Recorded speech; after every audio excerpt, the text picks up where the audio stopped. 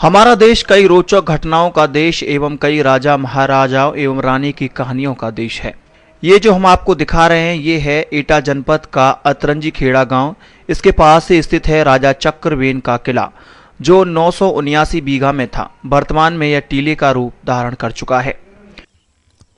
हमारे देश भारत में आज भी कई ऐसी जगह हैं जो इतिहास बन चुकी हैं और कई ऐसी जगह हैं जो आज तक इतिहास के पन्नों में दर्ज नहीं हो पाई है और खोजबीन चल रही है।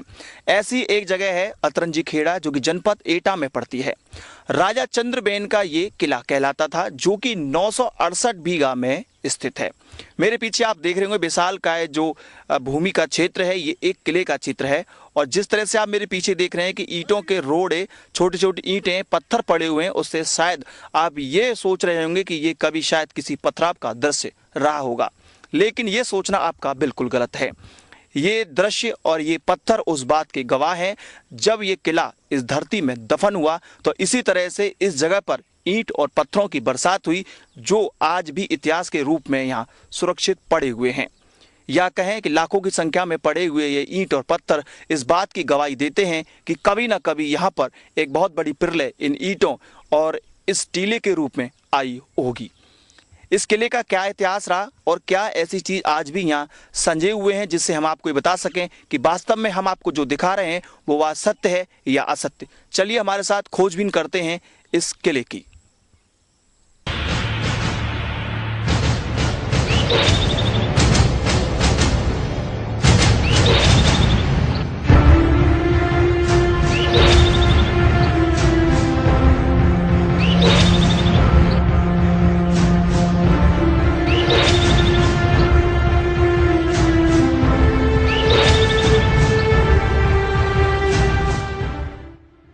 किसी समय या फिर यह कहें कि ग्रामीणों के अनुसार रामायण कालीन यानी सतयुग के समय का यह स्थान है। बताया जाता है कि यहाँ के राजा चक्रवेन सत्यवादी थे, सदा सत्य बोलते थे, मिट्टी के बर्तन में खाना खाते थे और स्वरोजगार करते थे, यानी हाथ के पंखे बुनकर वे अपना जीवन चलाते थे, जबकि उनके पास पारस पत्थर था। राजा जनता से कर के रूप में लोहे का सामान लेते थे और बाद में सोने का करने के बाद उसे राज्य के खजाने में जमा कर देते थे। जहां राजा में इतनी खासियत थी वहीं उनकी रानी भी अपने पति का साथ देती थी। वह बजाय आलीशान महल में स्नान करने के कुराइन के पत्तों पर बैठकर नहाती थी। बताया जाता है कि वह सूत काटती थी और उससे ही अपना खर्चा चलाती थी और उसके पतिव्रत एवं सत्य में इतनी शक्ति थी कि वह सूत के धागे से कुएं से पानी खींचती थी, जबकि सूत का धागा काफी कच्चा माना जाता है। बताया ये भी जाता है कि राजा चक्रवेन ने भगवान रामचंद्र की युद्ध के दौरान सहायता की। राजा चक्रवेन ने अपने सत्य के बल पर लंका का 1/3 हिस्सा तहस नहस कर दिया था।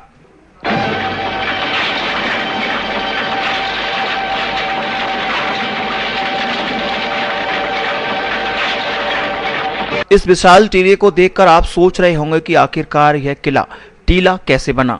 बताते हैं कि एक दिन इस राज्य में कोई मेला लगा जिसमें सभी महिलाएं सोने के आभूषण आदि पहनकर निकली, जिस पर राजा चक्रवेन की रानी भी सोना पहनने की जिद करने लगी, जिस पर राजा ने ऐतराज किया क्योंकि रानी सूत के धागे के ही आभूषण पहनती थी। लेकिन महिला मन नहीं माना और रानी ने राजा से झूठ बोलकर स्वर्ण आभूषण धारण कर लिए। किले पर असत्य की छाया पड़ गई और राजा आग बबूला हो गया और श्रापित होकर यह पूरा किला आज टीले के ढेर में दफन हो गया, यानी यहाँ का सत्य हमेशा के लिए यहीं दफन हो गया।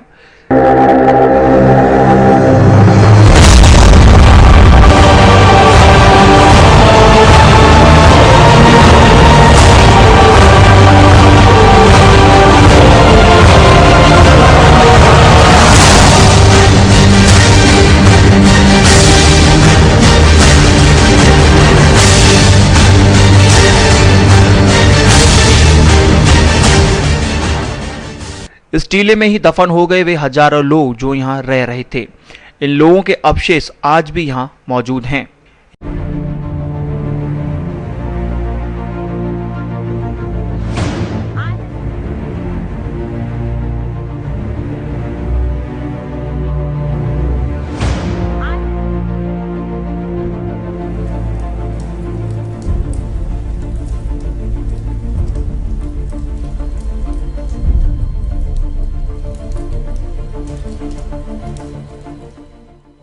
कहा जाता है इतिहास और इतिहासकार दोनों खोजबीन में मशगूल होते हैं। जी हाँ, हमने भी आपको दिखाने के लिए इस टीले की खोजबीन की और आज हम इस टीले के उस जगह पर आ पहुंचे हैं जहां पर अलीगढ़ विश्वविद्यालय और आगरा विश्वविद्यालय के पुरातत्व विभाग के विशेषज्ञों ने खुदाई की। पुरातत्व विभाग ने भी यहाँ खुदाई करके ये जाना कि क्या वास्तव में ये टीला बहुत साल पुराना है, क्या ये टीला भगवान रामचंद्र जी के समय का है। इस बात को जानने के लिए हमने भी यहाँ आकर देखा और कुछ चीज़ें हम आपके सामने खोजेंगे जिससे ये पता चलेगा कि वास्तव में ये चीज़ काफ़ी पुरानी है, ये टीला काफ़ी पुराना है। यहाँ पर आप देख रहे हैं कि जिस तरह से ईंटें लगी हुई हैं बाउंड्री के नीचे, मिट्टी जो दब गई हैं आजकल, इससे अंदाज लगाया सकता है कि इस तरह का राज्य उसकी नीचे की बाउंड्री या चबूतरे या भी घर जो भी होंगे इसी प्रकार की ईंटों से बने होंगे, जो कि ऊपर देख रहे हैं मिट्टी के नीचे दब गए होंगे।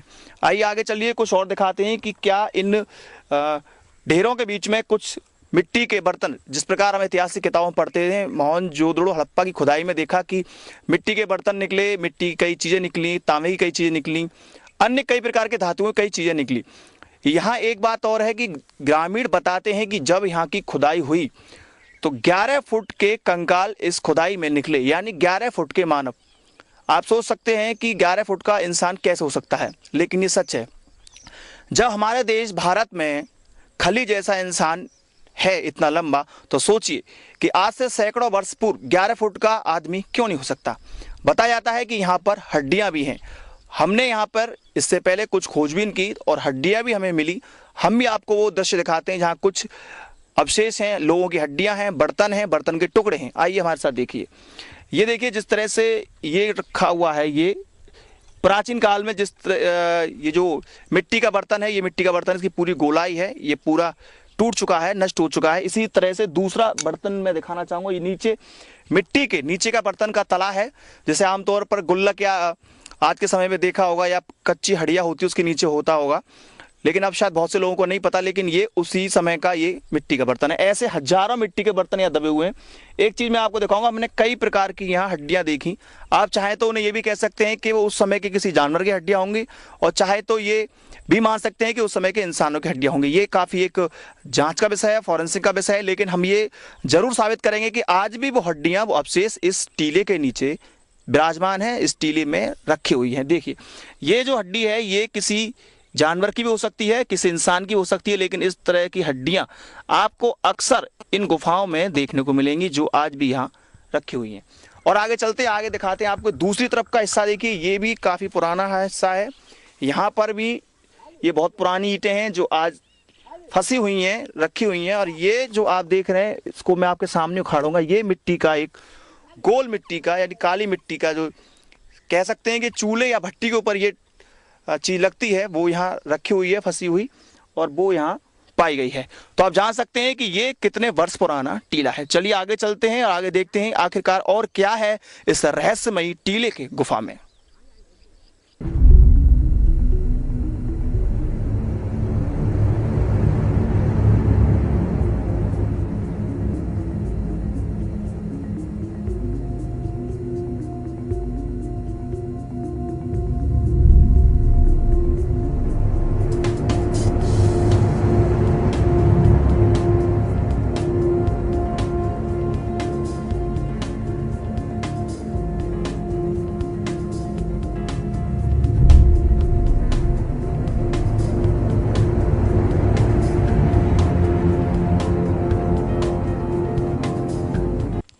इस समय मौजूद हैं अतरंजी खेड़ा की इस गुफा में। यहाँ का राजा बेन चक्र सत्यवादी था। उसके सत्य के दम पर ही भगवान श्री राम ने 1/4 हिस्सा श्रीलंका का ढाया था, ऐसा मानना है इतिहासकारों का। ये वो गुफा है जहाँ आजकल साधु संत बैठकर सत्य की खोज करते हैं, सत्य के बारे में तपस्या करते हैं। हालांकि आज हमें कोई भी साधु नहीं मिला है, लेकिन इस गुफा के माध्यम से आपको दिखाना ये चाहते हैं कि आज भी यहाँ इस गुफा में साधु सत्य की खोज में तपस्या करते हैं। आइए आप भी देखिए इस गुफा का अवलोकन कीजिए।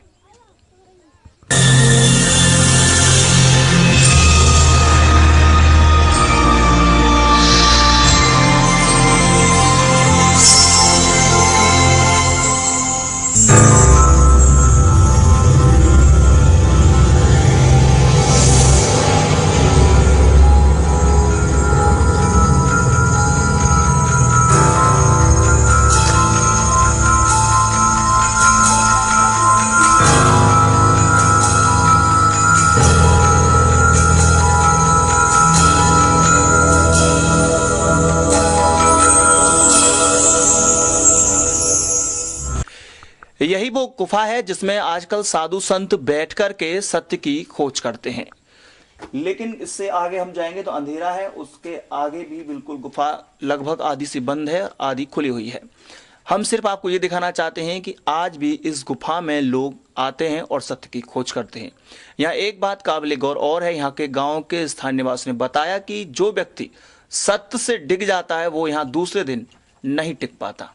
यही कारण है कि इतनी प्राचीन जगह होने के बावजूद भी साधु संतों के लिए यह जगह काफी मुफीद मानी जाती है। लेकिन यदि किसी व्यक्ति के मन में सत्य नहीं है तो वो व्यक्ति यहाँ नहीं टिक सकता।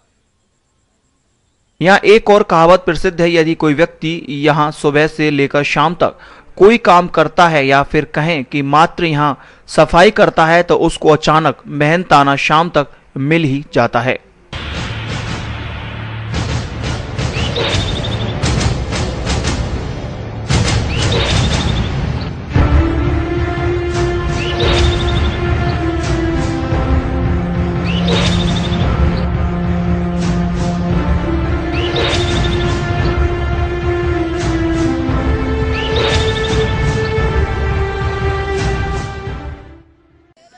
इतिहास अपने आप में कभी न कभी इतिहास बनकर रह जाता है। जी हाँ, ऐसा ही हुआ चंद्रबेन के साथ।